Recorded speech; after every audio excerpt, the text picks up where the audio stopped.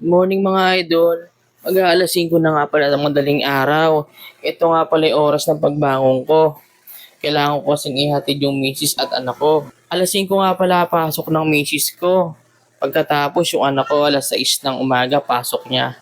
Kailangan ko silang ihatid ng maaga para hindi sila malate. Tapos paghahatid ko nga pala sa kanila, diretso na akong palengke para mamalengke ng mga ulam. Araw-araw ko nga palang ginagawa to. Simula nung magtrabaho yung misis ko.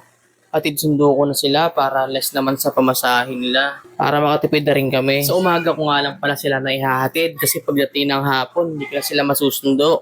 Kasi may pasok din ako. Pumapasok din ako sa trabaho para lahat ng pangangailangan nila maibigay. Naihatid ko na nga yung misis ko sa trabaho niya. Kaya ito yung anak ko namang panganay. Ihatid ko na siya sa eskwelahan niya. Pagkatapos niyan, diretso sa palengke. Madalas nga pala ako namamalengke. Kasi kailangan kong magluto ng ulam bago umalis. Kasi kailangan ko rin ng pambaon, tapos pambaon ng misis ko. Tapos pag uwi ng anak ko, kailangan meron siyang dat na pagkain. Andito na nga pala kami, naihatid ko na rin yung panganay ko. Pagkatapos nito, diretso na akong palengke. Maghahanap ako ng maiuulam namin. Sa araw-araw na pagising ko, hirap na hirap ako sa pag-iisip kung ano nga uulamin namin.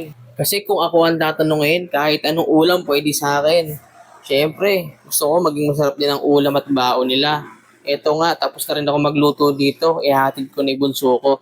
Last na to, pagkatapos nung ihatid yung bunso ko, hahatiran ko naman ng pagkain yung misis ko. Pagkatapos nun, ako naman, gagayak na ako, diretso trabaho na ako. Eto na nga, andito na ako sa harapan ng trabaho ng aking misis. Nakasampung busina na naman ako bago siya lumabas. Pero eto, naiabot ko na nga yung baon niya. Siyempre may pabaon din siya, binigyan din niya akong tinapay dito. Siyempre bago ako umalis, konting kwentuhan at konting harutan muna. Pati nga ulam pang mamayang gabi, tinatanong na niya. Di pa nga siya nananghalian. Ang hirap-hirap pag-isip ng ulam. Kaya ito, pinakuha ko na yung camera.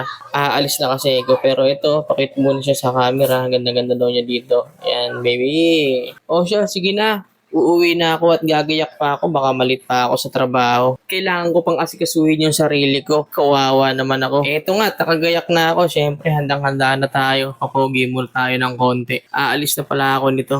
Hindi tayo magpapalit kasi baka magkaroon na naman tayo ng IR. Pero hindi pa tayo nagkakaroon ng IR kasi lagi naman tayong maaga pumasok. Naagahan natin lagi kasi kailangan sa trabaho yan. Eto na nga tayo at kararating ko nga lang pala. Medyo malayo-layo din kasi ang biyahe.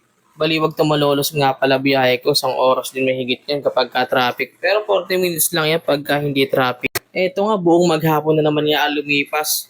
Pero buti na lang may benta tayo. Ito nga pala ang aking katrabaho si Concert. O paano? Hanggang dito na lang. Maraming salamat sa inyo.